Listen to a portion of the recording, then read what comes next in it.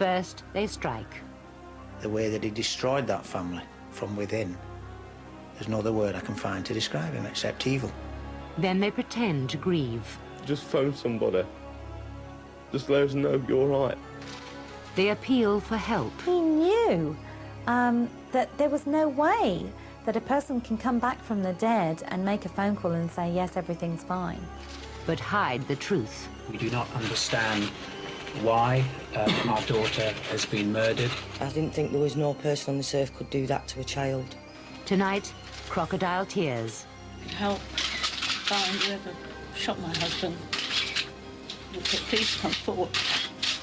The killers caught in the spotlight. The killers trapped in a web of their own deceit. How you could possibly move about all day long knowing that that evening you've planned to murder someone.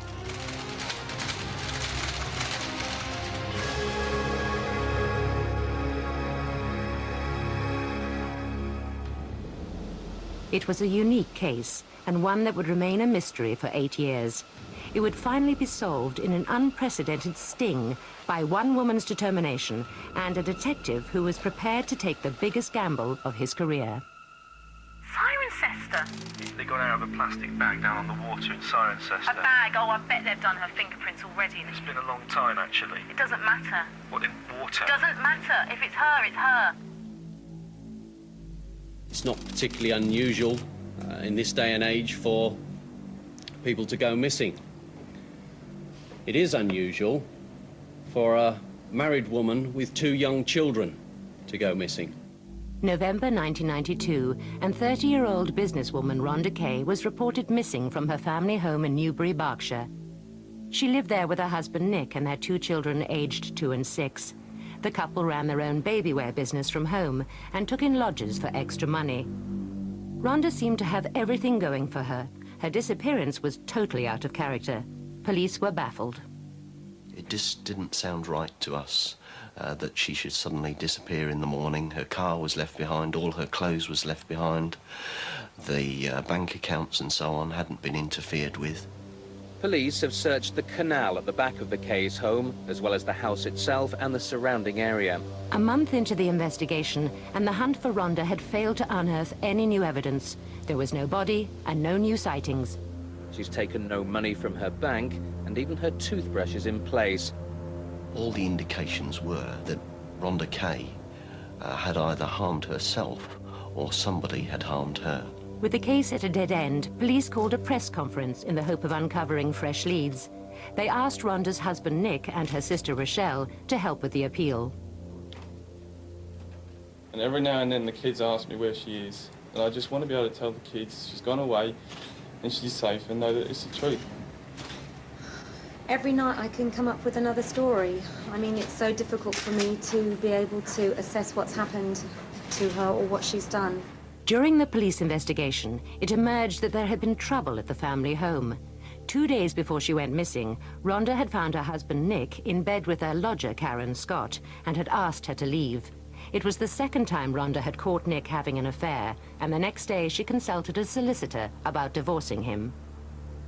The last time I spoke to her was she was waiting for Nick to come home from work, and she said her words to me were that she was going to have it out with him and ask him to leave. Rochelle was surprised when she called the house the next morning. He told me that he'd gone to bed, and in the morning when he woke up to give her a cup of tea, she was gone. The separation, she knows the separation is definite, and I know the separation is definite, but I just, for the kids' sake, I just want her to let someone know that she is safe. He was very obliging and cooperative and prepared to do anything he could to assist. He maintained his version of events that at any moment now it was most likely that Rhonda Kay was going to walk back through the door. But police were beginning to have their doubts about Nicholas Kay. Next question. There was a good deal of suspicion that Rhonda Kay had been killed, and of course Nicholas Kay, owing to the circumstances of her disappearance, Nicholas Kay would have had to been the prime suspect. Next question. Kay was in for a surprise. This was going to be a press conference with a sting in the tail. Among the gathered journalists was Roger Sawyer, who worked for a local news agency. Normally when you go to a news conference like that, you'll have a little briefing with the police beforehand and they'll tell you what the situation is. Sometimes they'll explain to you that the relatives are extremely upset and they'll want you to be quite gentle with them because they're just appealing for information. It was a bit different with this one because we had the informal briefing with the police beforehand. There was none of that. In fact, almost the opposite. I remember asking the officer, is it all right if I ask him if he killed her? And he said, you can ask him what you like. Ladies and gentlemen, 2 more questions and then it ends. Roger. I have to ask you the question, Nick. Have you killed your wife?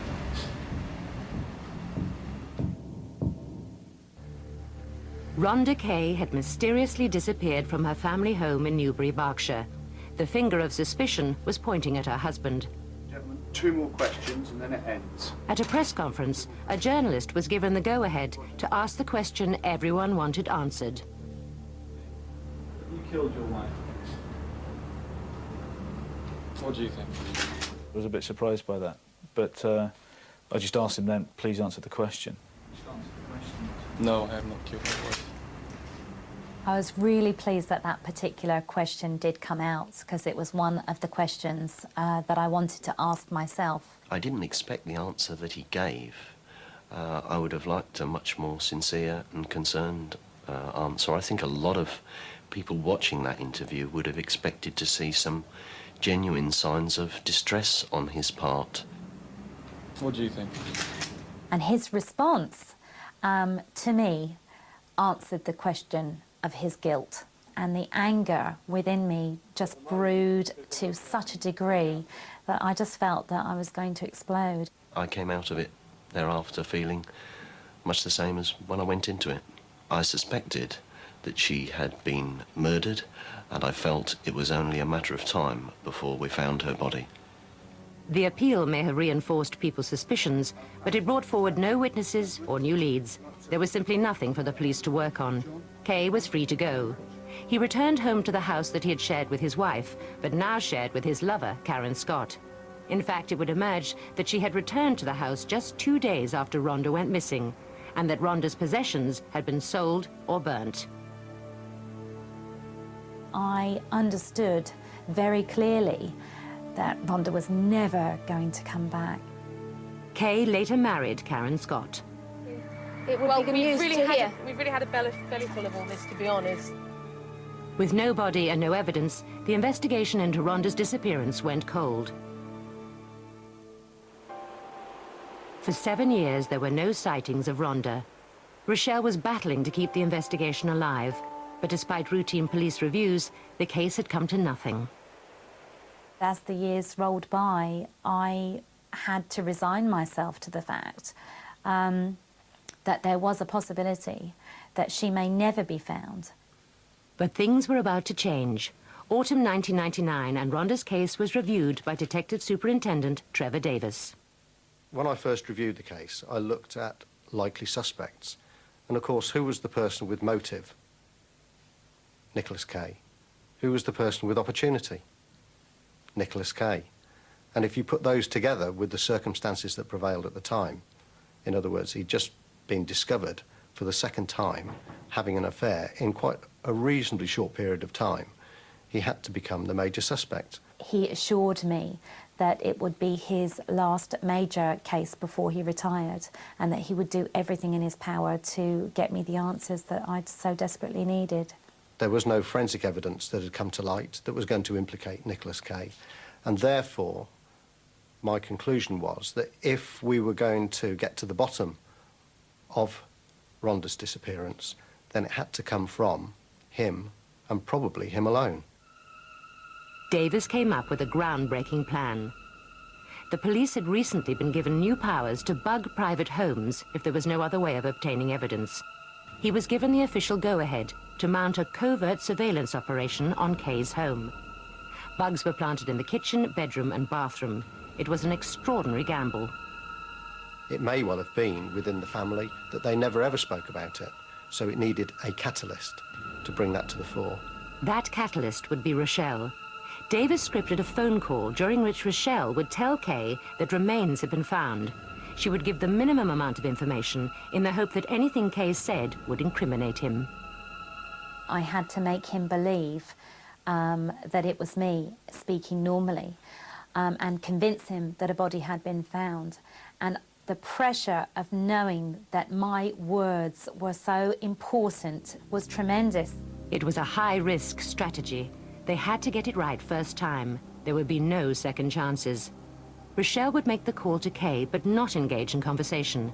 The police would then monitor the reaction between him and his wife, Karen.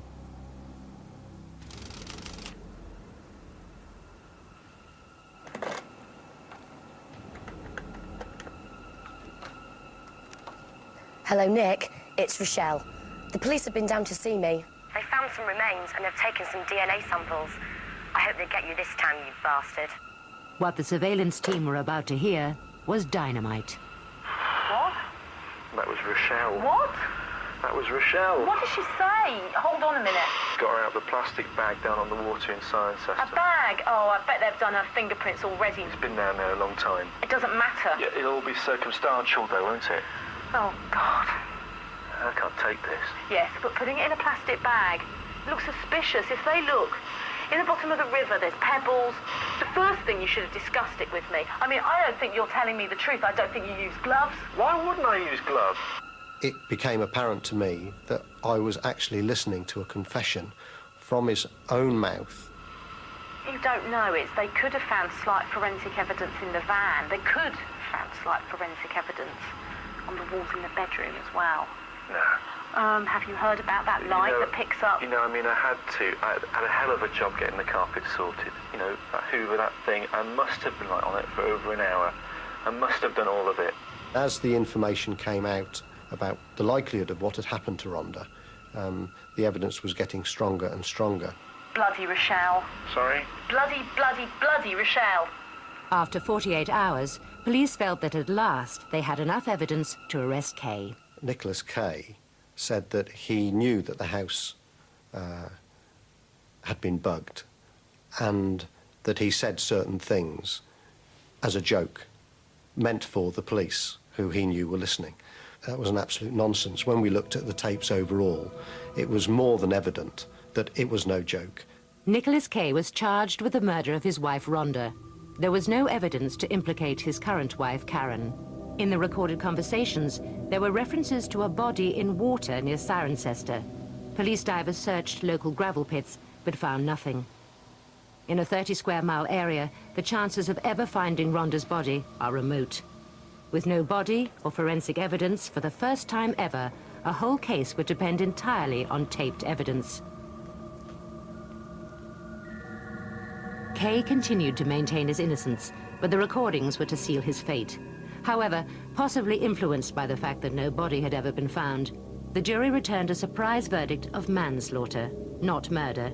He was jailed for 6 years. He could quite easily have gone to the courts like everyone else and got a divorce, and to take somebody's life under these circumstances is absolutely unacceptable, and he couldn't be allowed to take those dark secrets behind closed doors and keep them there. And every now and then the kids ask me where she is, and I just want to be able to tell the kids she's gone away and she's safe and know that it's the truth.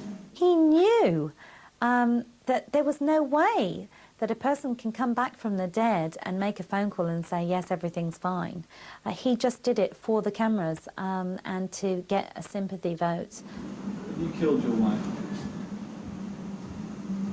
What do you think? Just answer the question. No, I have not killed her.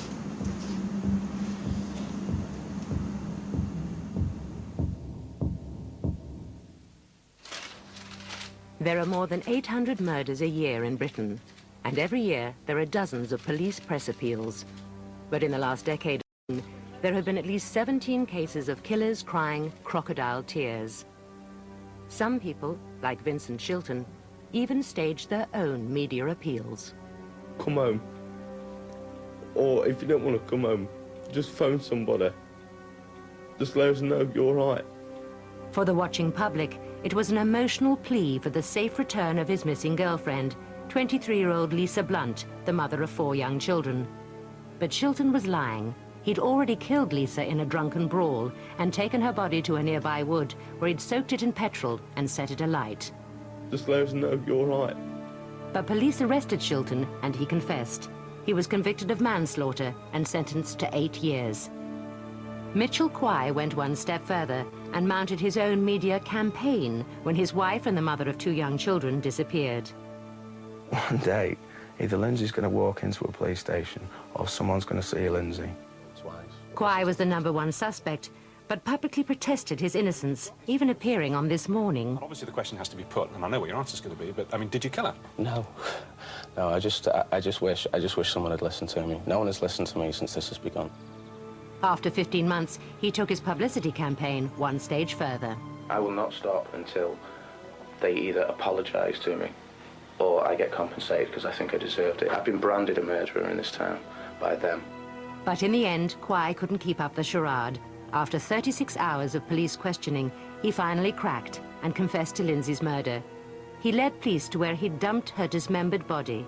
He was jailed for life. Many killers think their lies will somehow hoodwink the police and watching public alike. They may believe their tears will save them. They may believe they can ride out the storm.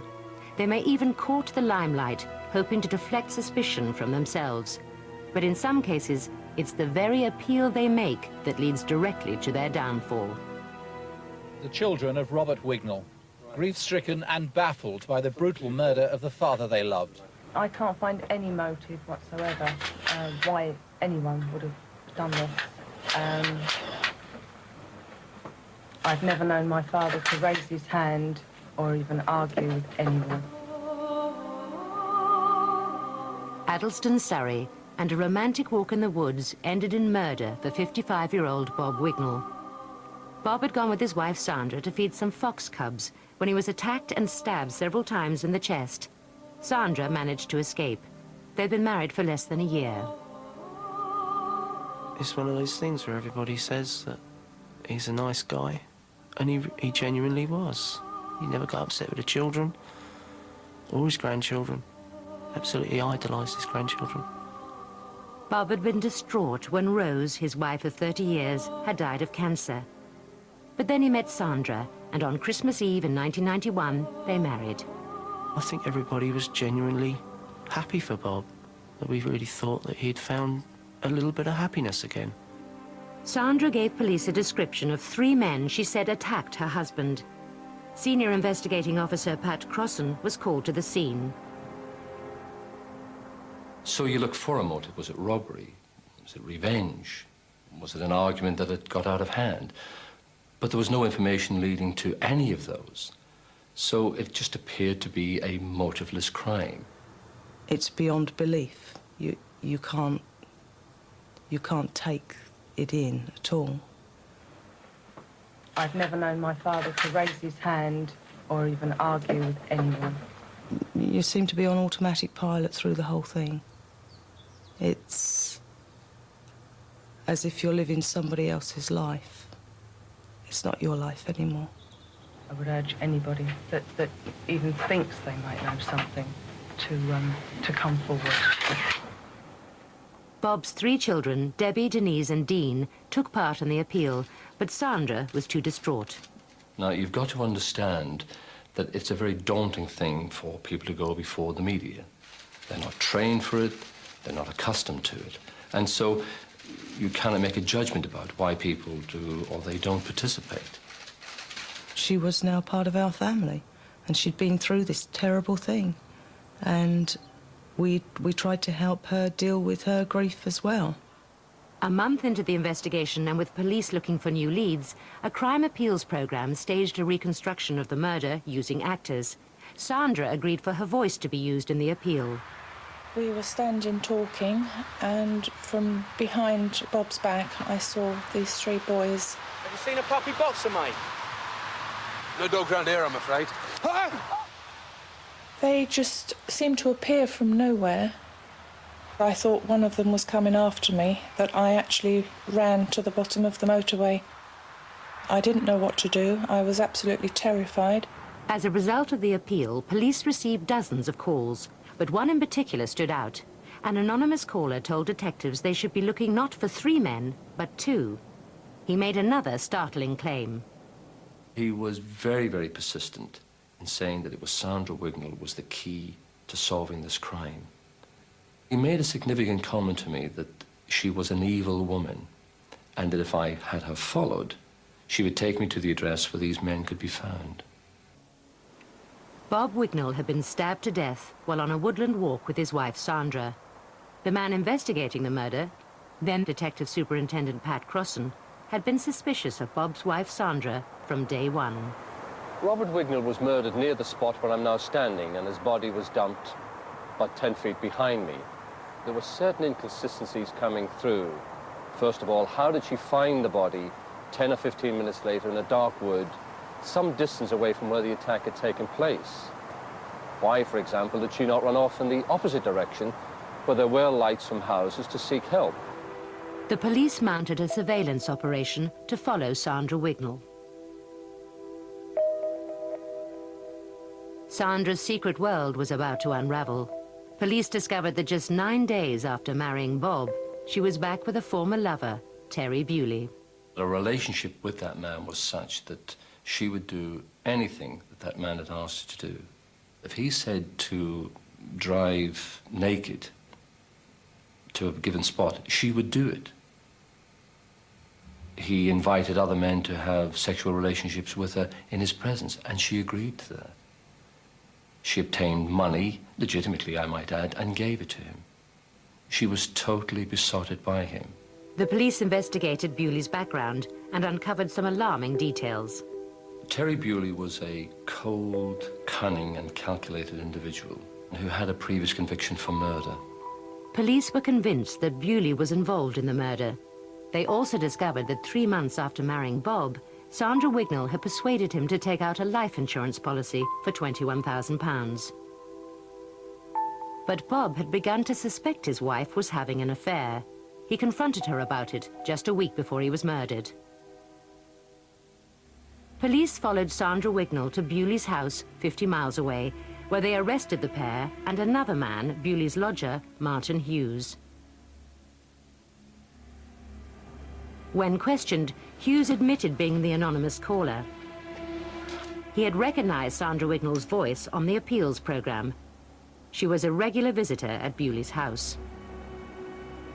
When Bob and I actually got together, he was such a different person. He, you know, reverted back to his old self, and everybody was thrilled to bits. Hughes was also able to give police the identity of a second man who he said attacked Bob. Harold Moult. Police arrested Moult, who made a full confession. He told us about how he and Bewley had disposed of clothing, and in fact where he, Moult, had disposed of a knife in a canal in Birmingham. Bewley and Wignall continued to deny any involvement in the murder, but Moult's confession had given police the proof they needed. The pair were charged. Bob's family was shocked, but had begun to have their doubts about Sandra's story. There were times when you thought, you know, she must know more than she's letting on. You feel quite bad upon yourself for thinking them. Sanity, what you think is sanity, kicks in, and you think, well, that's just ridiculous to believe that she would have done this. Why would she have done such a terrible thing? She actually sat in my kitchen discussing how she was going to spend the money, how she'd promised her daughter a horse. I suppose you're in shock yourself, and you don't want to believe, you desperately don't want to believe that she could possibly be involved. Sandra Wignall had not wanted to take part in the police press appeals. She feared showing her face would help people link her to Bewley. She only reluctantly agreed to use her voice, but even that was enough to trap her. The motives for this murder, said the prosecution, were lust and greed. Sandra Wignall claimed her husband had been attacked by 3 youths for no apparent reason. The story was, said the prosecution, complete fiction. This woman was portrayed in the press after she was tried as almost virtually a prostitute. And we had absolutely no knowledge. Sandra lived a totally double life. Just weren't describing the person we know. It still seems unbelievable. In November 1993, Terry Bewley, Harold Moult, and Sandra Wignall were jailed for life. In a dramatic sense, he had signed his own death warrant when he married Sandra Wignall. She lured him into that wood with the sole purpose of somebody killing her husband. When Bob and I actually got together, he was such a different person. He, reverted back to his old self, and everybody was thrilled to bits that he'd met me, and everybody was very thrilled when we got married. It's incredibly difficult to understand how you could possibly move about all day long knowing that that evening you've planned to murder someone.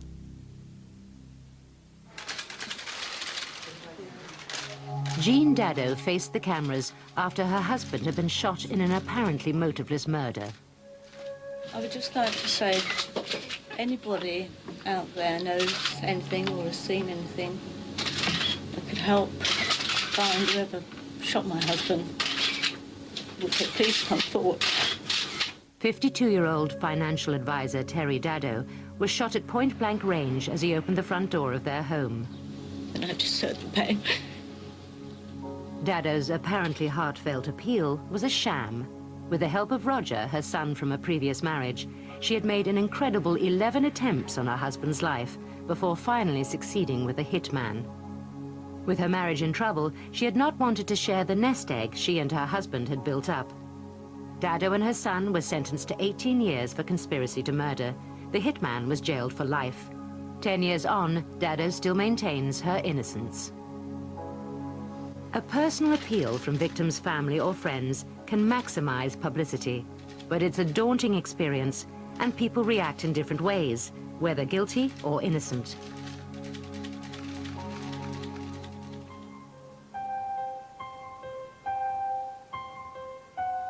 West Yorkshire, and a quiet rural town was rocked by the sudden disappearance of 23-year-old Linda Fleming, a trainee pharmacist.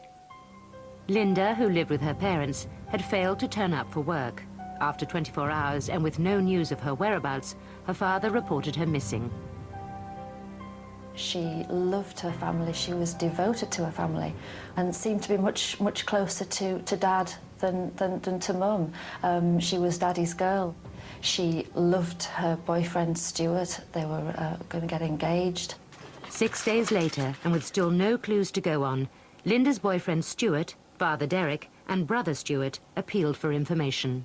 Was she depressed for any other reason? No. Linda was not depressed.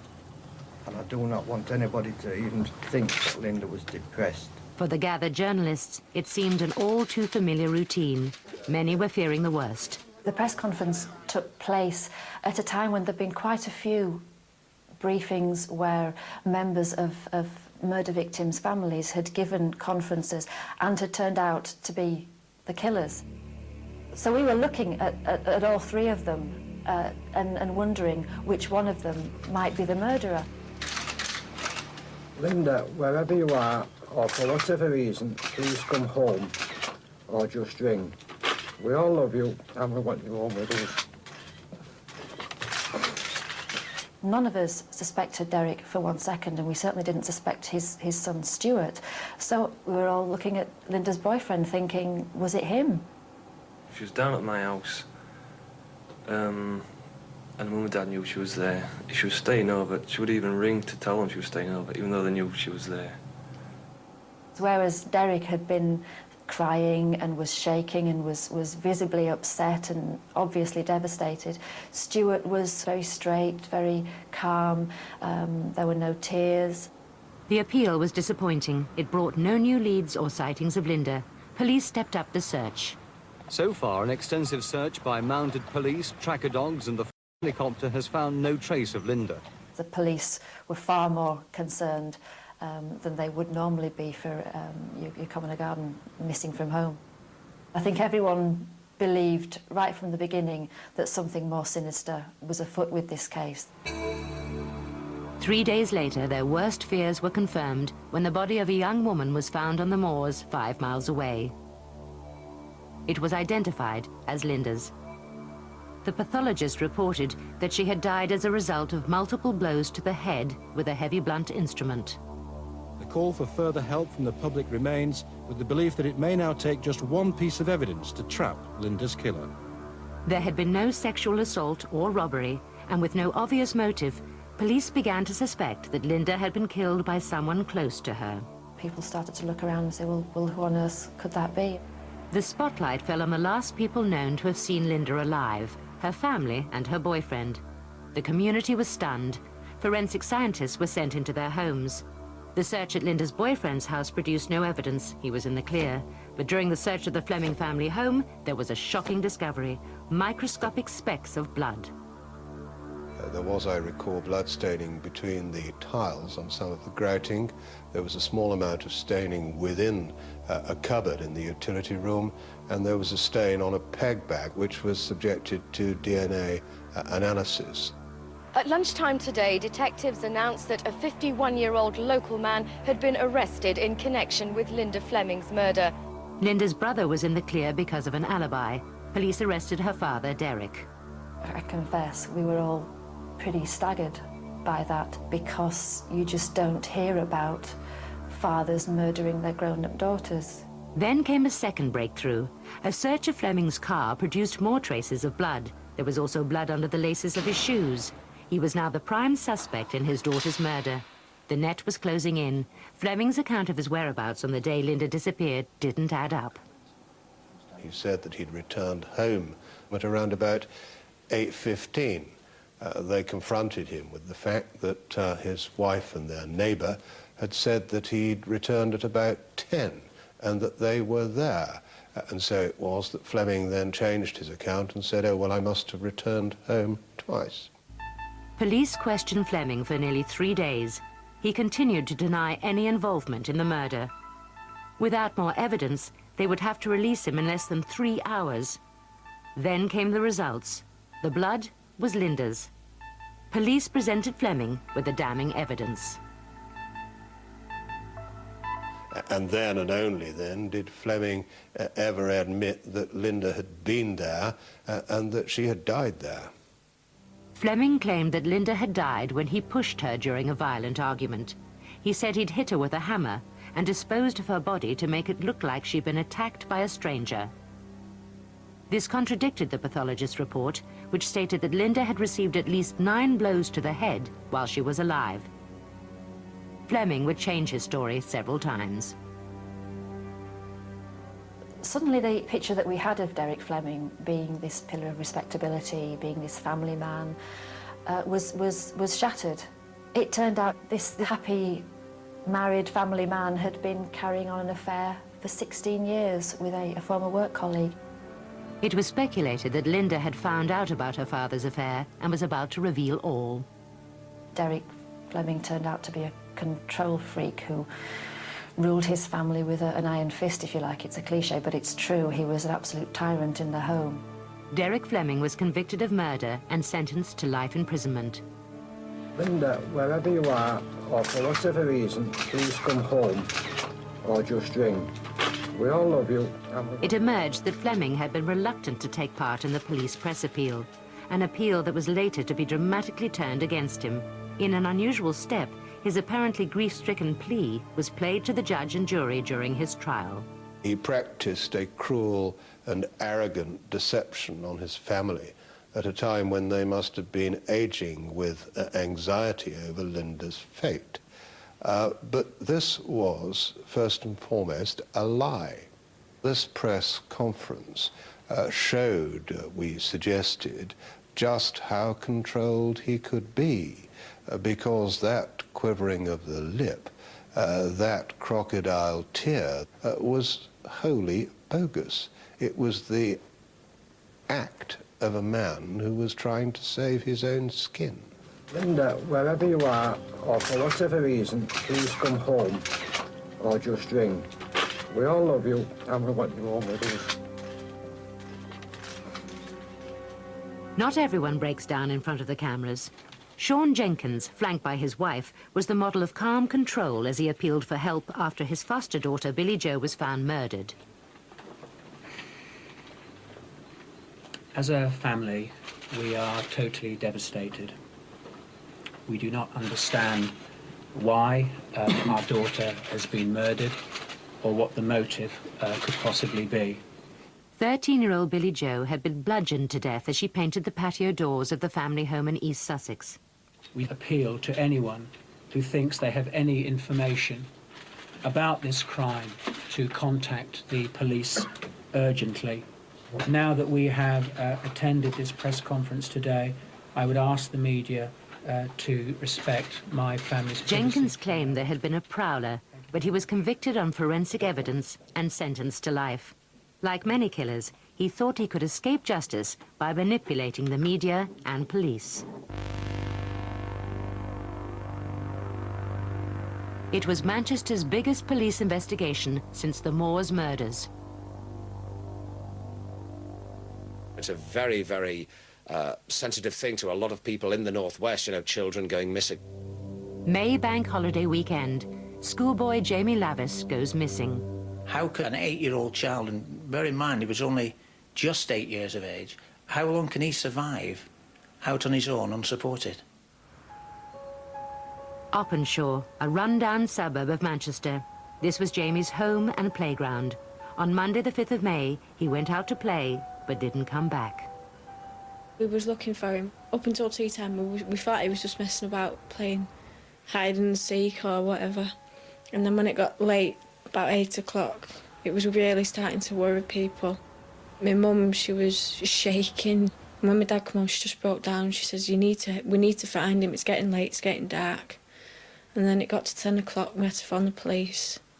The police called a press conference and asked Jamie's mother, Karen, to help with the appeal. If anybody out there knows where Jamie is or is giving him food, please just get in touch with the police. Everybody's waiting for him to come home. Now, Jamie's described as being small for his age. He's about 4 foot tall, and he wears clothes that are made to fit a 5 to 6-year-old. A crucial witness came forward, Darren Vickers. He approached Jamie's sister, Jane. And he said to Jane, he wouldn't happen to be wearing a dark blue Reebok tracksuit, would he? So Jane said yes. And he said, oh, he was on my bus. Bus driver Darren Vickers lived round the corner from the Lavis family, and he quickly joined in the search for Jamie. He was like a best friend. Anything that we wanted doing, he'd be there, offering his help, no matter what it was, not the time of day and night, he'd be there. We just got close. It's like one big close family now because we've been out virtually 24 hours a day, all of us involved looking for Jamie. And remember, if you're desperate like the Lavis family were, they've lost a child, they'll hang on to anything or anyone in order to assist to find that child. Over the following weeks, there were hundreds of reported sightings of Jamie, but they all came to nothing. The last known person to see him alive was still bus driver Darren Vickers. Terrible. Could never dream of it. A young child on the bus like that, you know, just going missing. It's just unbearable to think about. It's just a nightmare for everyone. According to Darren Vickers, Jamie had been just another passenger on the bus. But when police tracked down other witnesses who'd been on the 219 that day, they gave a very different story. He made that bus like a playground. To be allowed to change gear while the bus is moving, to give out tickets, to press the ticket machine, to sort the change out, to stand in the actual driver's cabin next to the driver.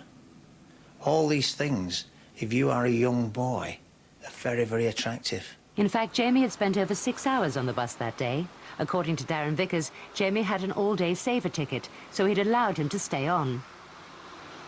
It's like any child that has a day saver ticket which you're boarded with. It's up to them what they do with it. They paid for the ticket. They can do really what they're pleased with it. They don't issue those sorts of tickets to children, and in fact, Jamie never had a day saver ticket. He was just allowed to remain on the bus. Police were beginning to have serious concerns about the man who was now in the heart of the Lavis family, and even doing television appeals on their behalf. There's somebody out there who's got to be sick keeping a child of that age. You know, it shouldn't be done. If you had any respect, you'd just hand him over to the nearest police station, just let the child go in, just let him come home. He's not in trouble, he's not nothing, he's just wanted. He wanted to do more appeals than what we was willing to do because we didn't want to be constantly in the public eye. The more that he put himself up in front of the media, which he did regularly, as though he was the hero, trying to find this child, trying to organise all the searches and having the family depend on him all the time. This would assist him to keep one step ahead of the inquiry. But then a crucial piece of evidence came to light. After going through hours of CCTV footage, the police came across images of Jamie captured at the bus station on the day he disappeared. Darren Vickers was also caught on camera, following Jamie and even ruffling his hair. This contradicted Vickers' story. It wasn't just a driver with a passenger. The driver had actually left the bus to speak to the child. So again, it's another little piece of information, a piece of intelligence to work on. The police became even more suspicious when they checked out Vickers' job references. We found that he'd given false information on his references, and one of his referees was a convicted paedophile. The Lavis family were about to discover that their newfound friend had become the prime suspect in their son's murder. On Piccadilly, 11:52. Darren Vickers joins us on the phone now. Darren, you're the bus driver that was the last person to see little Jamie alive. How come he hasn't been seen since? I'll never know till the day he comes home. I still believe he's alive. If the case was what the police are making out to be, if the case was he was dead, around where they're looking, they'd have found him by now. Vickers even phoned a late-night radio chat show to volunteer information and was publicly describing himself as part of the family. So how's the police investigation going? The police are not letting much information out about that. Which the family is supposed to know, the first confirmed sightseeing. Yeah. We've never been told. You always suspected that there was something underneath that he wasn't telling anybody, and I think that's why none of us believed a word he said when he appeared on the show. 3 weeks after Jamie was reported missing, police arrested Darren Vickers for his abduction. They then had to break the news to his family. We didn't take it seriously at all. We just thought they'd drawn a blank, so they was just aiming for the nearest person. In fact, they vilified the police and the action that we'd taken at that particular time. Understandably so, because we had taken away their pillar of strength. And we actually went down to the police station and sat there while he got out. It's my understanding when Vickers was released, they held a party. Police had to release Vickers because of a lack of evidence. He then turned to the media again to publicly proclaim his innocence. He even invited a film crew round to the Lavis' house. If I would have never come forward in the first place, just to let them know that I'd seen Jamie on that day, they'd never been nothing the wiser today. They'd have been ripping their head, pulling at straws, I thought I did the right decent thing in letting them know that I'd seen him on the day, but I'd never thought I'd have been, arrested on suspicion of his abduction. I think it's just a joke. Every time you turned on the television, Vickers would be there. I feel he's still alive. I don't fear the same way the police fear that he's murdered. His family don't. But somebody somewhere knows where Jamie is. And he was doing this for no other reason than to throw suspicion away from him. I've got nothing to do with the abduction of James Lavis. And I've got the backing of the Lavis family, relations, everybody. By saying he got the backing of the Lavis family, by telling the members of the public via the media that why are the police picking on me because I am the man leading the searches, I am the pillar of strength behind this family. So how can it be me? Vickers even moved in with the family after police searched his own house 3 streets away. Vickers' presence amongst the family made our job very, very difficult. We have a duty to inform the family and keep them up to date with the results of our inquiries. When you've got an enemy within that family and you know about that, you can't be as open as you would like to be with that family. But Vickers' frequent media appeals were about to backfire. 2 teenagers who had seen him on television reported that he had tried to lead them into some woods late at night. The police then focused their search for Jamie in that area.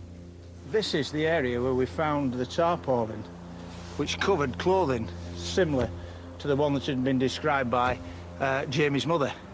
And it consisted of a pair of jogging trousers, children's jogging trousers, and a wax jacket, child's wax jacket.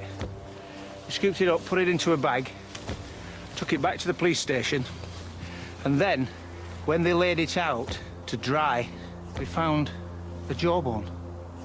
Our Home Office pathologist examined it and told us that, number one, yes, it was human.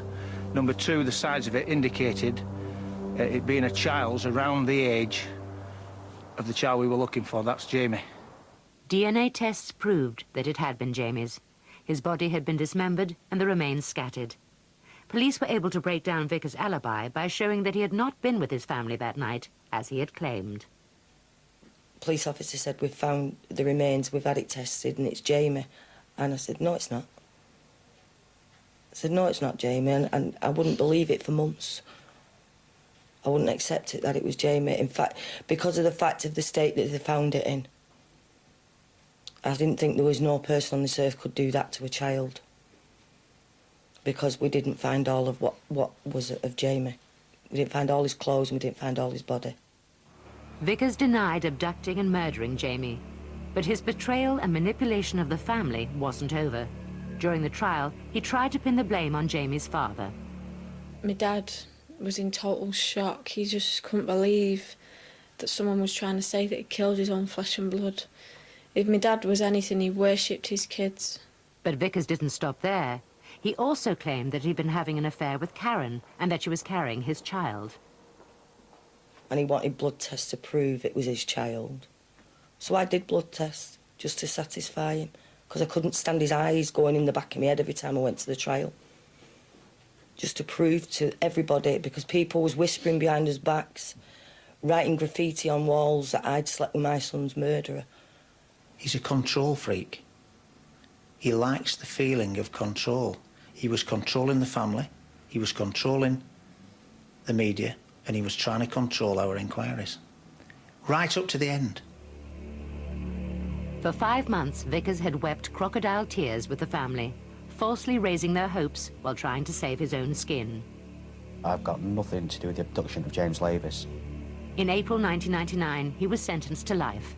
24 hours later, he confessed to sexually abusing and murdering Jamie. What he did to Jamie, what he did to that family, the way that he destroyed that family from within, there's no other word I can find to describe him except evil.